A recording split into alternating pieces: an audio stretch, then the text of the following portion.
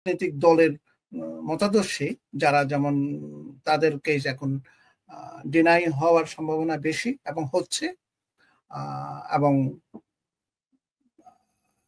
এটাই এখন স্বাভাবিক নর্ম হচ্ছে আর কি, অনেক ডিনাই হচ্ছে অ্যাসাইলাম কেসের ক্ষেত্রে। আমাদের আরেকজন প্রশ্ন করেছেন, EB-3 এর জন্য তিনি অ্যাপ্লাই করেছেন 2023 সালে এবং তার প্রসেস হচ্ছে এবং I-140 অ্যাপ্রুভালও হয়েছে,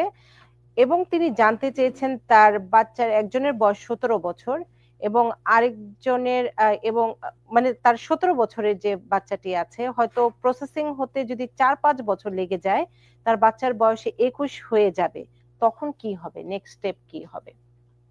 ওয়েল, 21 যখন ভিসা অ্যাভেলেবল হবে, যেদিন হবে, এখনো তো অ্যাভেলেবল হয়নি, ওনার প্রায়োরিটি ডেট যখন কারেন্ট হবে ওই সময় যদি আন্ডার